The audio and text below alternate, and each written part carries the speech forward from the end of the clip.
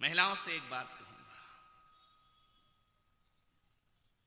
पुरुष व्यापार करता है, व्यापार चलाता है, महिलाएं परिवार चलाती हैं। ध्यान रखना, पुरुष ज्यादा घर में नहीं रहते हैं, दिन भर तो दुकान में ही 8-10 घंटे निकल जाते हैं, जॉब करने वालों के ऑफिस में निकल जाते हैं। सारा दिन कौन रहता है घर में? बोलो, जोर से बोलो। तो सुधर जाओ, घर बसाओ।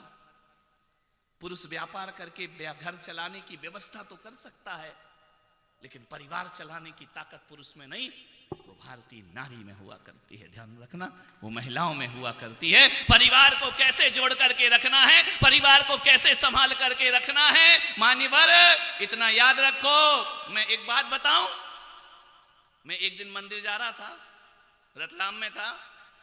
एक बुढ़िया मंदिर से आ रही थी अर्घ्य लेकर। मैंने कहा, अम्मा जी कैसी हो? बोले, बड़ी सुखी हो महाराज, बड़ी सुखी हो। मैंने कहा, सुख का राज क्या है? बोले, सुख का राज बता दूं? मैंने कहा, हाँ, मेरी 3 लड़कियां हैं। वो लड़का बोले, एक, मेरी 3 लड़कियां हैं महाराज। तो मैंने कहा, शादी? बोले, तीनों की हो गई। अरे महाराज, राज कर रही हैं, राज ससुराल में, मेरे जैसा सुखी कोई नहीं होगा। मैंने कहा, तीनों राज कर रही? बोले, हाँ। मैंने कहा, कैसे? तो बोले, मैंने एक नियम लिया था कि जिस घर में सास हो वहां शादी नहीं करूंगी। तो मैंने कहा, तीनों लड़कियों की सास ने? अरे निपट गई महाराज, सासें भी निपट गई और मेरी लड़कियां भी।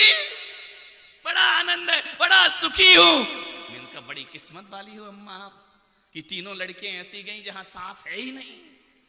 बोले, महाराज एक समस्या खड़ी है। मैंने कहा, क्या? बोले, लड़का 30 साल का हो गया।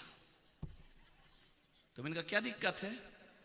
बोले, रिश्ता नहीं हो रहा है। तो मैंने कहा, नहीं होगा अम्मा। बोले, क्यों? मैंने कहा, जो तूने नियम लिया है वही सलूमर वालों ने नियम लिया है। समझ पड़ी क्या? वो भी तो सोच रहे हैं कि हम अपनी लड़की वही देंगे जहां सास निपट जाए। मैंने कहा, जब तक तू निपटेगी नहीं, लड़का निपटेगा नहीं। ध्यान रखना, दूसरों का घर उजाड़ के अपना बसाना चाहते हो।